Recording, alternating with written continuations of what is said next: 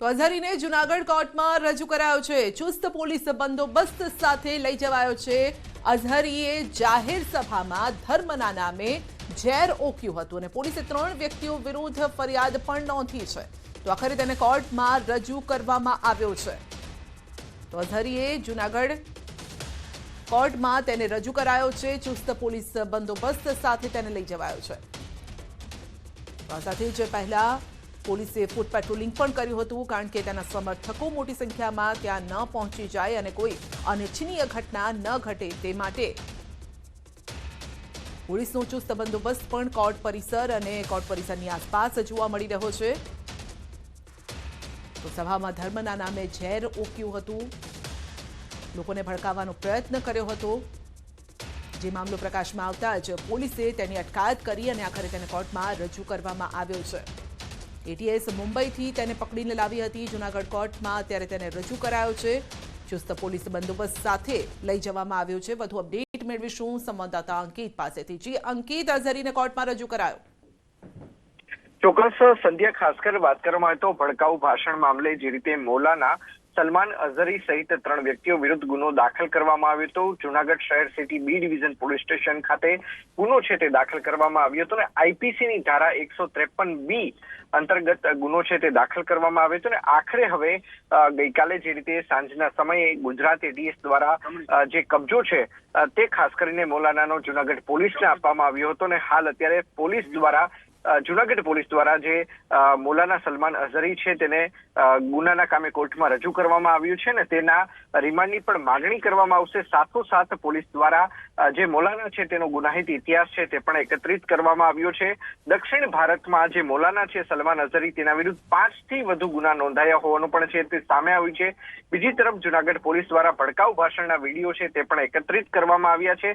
તો સાથોસાથ મામલતદાર કક્ષાએથી જે આ સભા માટેની મંજૂરી માંગવામાં આવી હતી તે નશા મુક્તિ અભિયાન અંતર્ગત માંગવામાં આવી હતી। જો કે આ જે સભા યોજાઈ હતી તેની અંદર કોઈ નશા મુક્તિની વાત કરવામાં આવી હતી કે કેમ, અથવા તો માત્ર ને માત્ર ભડકાઉ ભાષણો જ કરવામાં આવ્યા હતા તે બાબતે પણ તપાસ છે તે જૂનાગઢ લોકલ ક્રાઇમ બ્રાન્ચના જે પીઆઈ છે જતીન પટેલ તેમના દ્વારા કરવામાં આવી રહી છે। બીજી તરફ વાત કરવામાં આવે તો મુખ્ય આયોજકો દ્વારા જે મંજૂરી માંગવામાં આવી હતી તે ખરા અર્થમાં તે જ મુખ્ય આયોજકો છે કે અન્ય કોઈ પણ પડદા પાછળના આયોજકો છે તે બાબતે પણ પોલીસ દ્વારા તપાસ કરવામાં આવશે। સમગ્ર મામલે કે જ્યારે સભા બાબતે જે નાણાકીય વ્યવહારો થયા છે ત્યારે નાણાકીય વ્યવહારો બાબતનું ફંડિંગ બાબતે પણ પોલીસ દ્વારા છે તે તપાસ હાથ ધરવામાં આવી છે।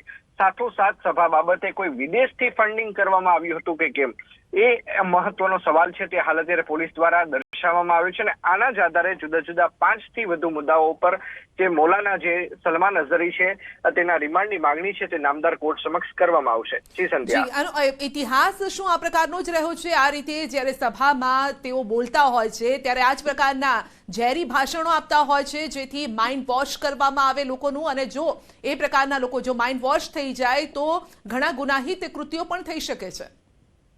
ચોક્કસ, ખાસ કરીને સંધ્યા આપે જે સવાલ પૂછ્યો કે શું મૌલાના જે સલમાન અઝહરી હવે તેની માનસિકતા જ દર્શાવે છે। તેનું ટ્વિટર હેન્ડલ સંધ્યા જોઈએ તો તેની અંદર પોતે સ્પિરિચ્યુઅલ લીડર એટલે કે પોતે આધ્યાત્મિક લીડર હોય તેવું જણાવે છે, પરંતુ આધ્યાત્મિક ગુરુ જેને કહેવાય તે તો ઝેર ઓકળી રહ્યા છે તેવી પણ બાબતો છે તે સામે આવી છે। અને ન માત્ર એક વિડીયો પરંતુ 31 તારીખના જ રોજ ગુજરાતની અંદર 2 જેટલી જગ્યાએ આ જ પ્રકારના ભડકાઉ ભાષણ આપ્યા હોવાનું સામે આવ્યું છે।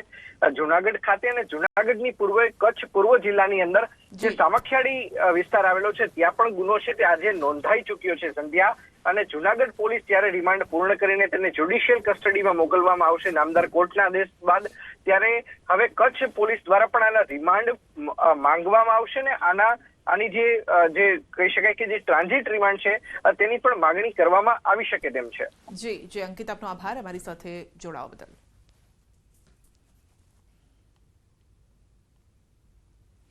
તરફ દેહરાદૂનમાં પ્રવાસીઓ બરફવર્ષાનો આનંદ માણી રહ્યા છે। કેટલાક લોકો માટે આ આફત પણ સાબિત થઈ રહી છે। દેહરાદૂનના ચક્રાતાથી 12 કિલોમીટર આગળ તૂની મોટરવે પર ભારે હિમવર્ષાના કારણે પ્રવાસીઓ અટવાઈ ગયા છે। એસડીઆરએફે 25 લોકોને સુરક્ષિત રીતે બચાવ્યા। એસડીઆરએફે ભારે જહેમત બાદ બરફમાં ફસાયેલા વાહનોને બહાર કાઢ્યા। દેહરાદૂનના નેશનલ હાઈવે પબ્લિક વર્ક્સના એડિશનલ આસિસ્ટન્ટ એન્જિનિયરે જણાવ્યું કે મોડી રાત્રે જંગલત ચોરી ચોકી ધરનાધાર લોખંડી કોટી કનાસર સુધી ચક્રતા તીઉની મોટર રોડ પર ભારે હિમવર્ષાના કારણે રસ્તા પર બરફ જમા થયો હતો.